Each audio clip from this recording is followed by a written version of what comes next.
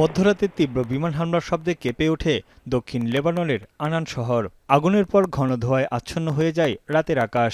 দক্ষিণ ও পূর্বাঞ্চলের 4টি গ্রাম খালি করার নির্দেশ দেওয়ার পরই হামলা শুরু করে ইসরায়েলি বাহিনী। এ সময় ক্ষতিগ্রস্ত হয় বেশ কয়েকটি আবাসিক ভবন ও স্থাপনা। ইসরায়েলিদের দাবি, লেবাননের হিজবুল্লাহ গোষ্ঠী এবং গাজার স্বাধীনতাকামী সংগঠন হামাসের সামরিক স্থাপনার লক্ষ্যবস্তুতে হামলা চালিয়েছে তারা।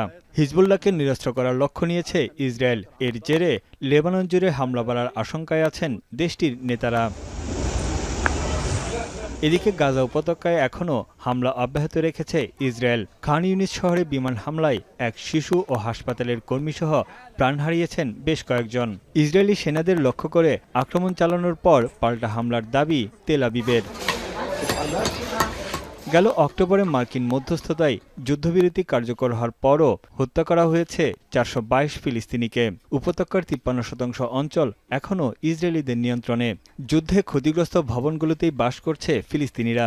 এ অবস্থায় গেল সোমবার ক্ষতিগ্রস্ত একটি ভবন ধসে মারা গেছে বাবা ও ছেলে। 2025 সালের সেপ্টেম্বরে ফিলিস্তিনকে স্বাধীন রাষ্ট্রের স্বীকৃতি দেয় ব্রিটেন। দ্বিরাষ্ট্র সমাধানে জোর দেওয়ার অংশ হিসেবে লন্ডনে আনুষ্ঠানিকভাবে উদ্বোধন হল ফিলিস্তিনের দূতাবাস। এটিকে নতুন আলোর আশা হিসেবে দেখছেন ব্রিটেনের নিযুক্ত ফিলিস্তিনি রাষ্ট্রদূত। This is a day of hope,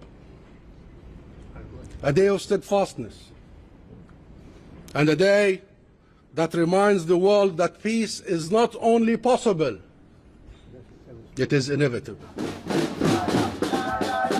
এদিকে গাজায় সামরিক আগ্রাসনের ঘটনার তদন্তে একটি স্বাধীন রাষ্ট্রীয় কমিশন গঠনের দাবিতে তেল আবিবে বিক্ষোভ করেছে শত শত মানুষ।